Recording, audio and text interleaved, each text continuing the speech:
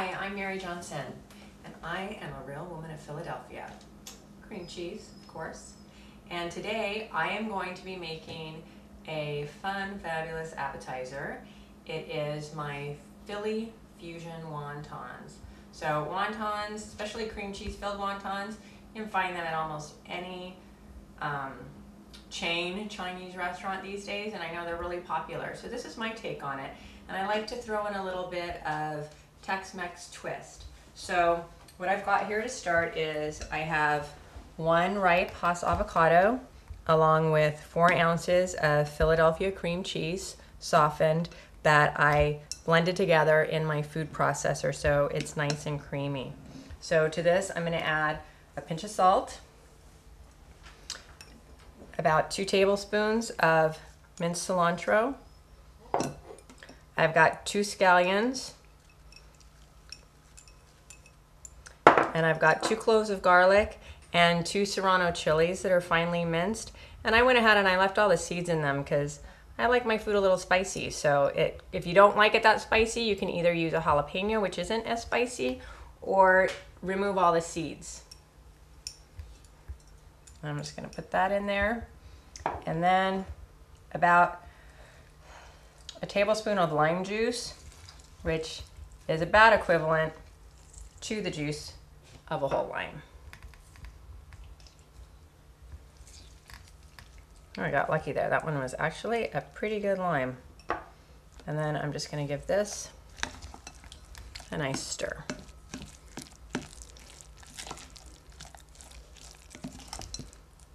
And I've made the avocado and the cream cheese really creamy, so I like the contrast of keeping the other stuff a little chunky. That's why I didn't put that in the food processor as well. And then to make it extra fantastic, I'm going to add some lump crab meat. And for something like this, you can actually use canned is fine. If you don't have fresh, a lot of times if you're lucky and you live next to a fish market, they will have the cooked, picked over lump crab meat that you could just buy in any increment you want. But for something like this, canned, which you can find at any grocery store, is perfectly acceptable. So I'm going to add about, I would say about 10 ounces to that, because you definitely want to have crab bites in every part of it. You don't want to end up having some wontons that didn't get crab in their filling. That would just be no good. So get that all mixed up. All right, that looks good. All right, now when you're making wontons, it's actually really simple. It's actually kind of an assembly line thing you can do. It's also really good if you want to have people help you. If you have friends over, you're doing a party, you do a whole dim sum party or something. So I have these wonton. Again, you can buy them at any grocery store. They sell them usually in the deli section. And they come in little squares. And I like to do a few at a time. Just makes it go a little bit faster. So I'm gonna put 4 of them on here. And then we're gonna use that as our glue. I'm just going to take a little bit of this, just put a little bit in the middle. And you don't have to put a lot because when you fold it over, you don't want it to be a big, weird, leaky mess. You want to make it easy on yourself, so don't overfill it, even though it seems tempting, because this seems like a lot of filling. And let's face it, if you used a lot of it, it would go a lot faster. But it's better to just be careful. Then you just want to put a little bit of water. You want to brush it on the edges. And you really want to get it wet like that. I'm just going to go ahead and do them all. Well, maybe I'll just do 2. And then simply fold it over. You want to press it down really well, like that. And there you go. And you can see that was exactly pretty much the perfect amount of filling. I didn't get any weird leakiness on the edges. Still got a nice bite in there. Then I'm going to put this on this tray, and I have a damp paper towel that I'm going to cover these with so they don't dry out while I do the rest of them. Okay, so now we have our wontons, and you can see it makes a lot. So this is perfect for a party. And we are ready to fry them. I have just your standard vegetable oil that I have heated on the stove. I have about this much oil, what is that, 1.5 inches in the bottom. I like to use a thermometer so I know where I'm at. When you're frying, it's really important. I think the oil is heated to 340 degrees. And I'm just gonna put these in. Actually, I don't even need those. I'm gonna use my hand and just put them in. I'm gonna drop them in the oil. And I'm gonna do about 4 at a time.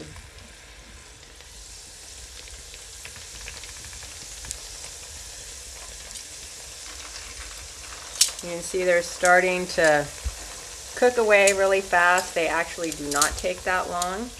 You have to be careful. They have a tendency to bust open. At least they do for me. Maybe that's just my luck. But the main thing is to not panic when it happens. So just keep your eye on them.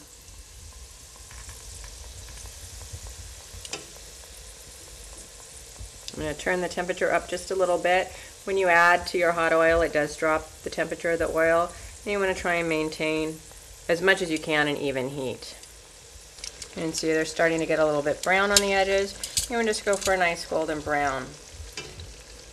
And usually when I'm making a lot of them, I actually undercook them just a little bit.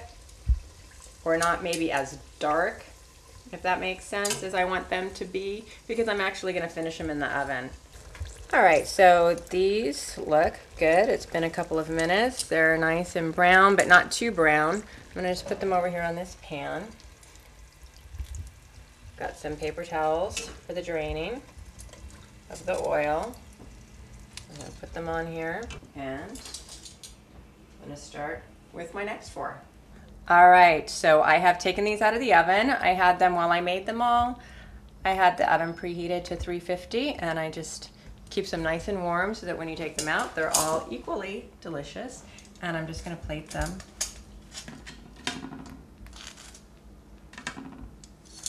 And just lay them out here.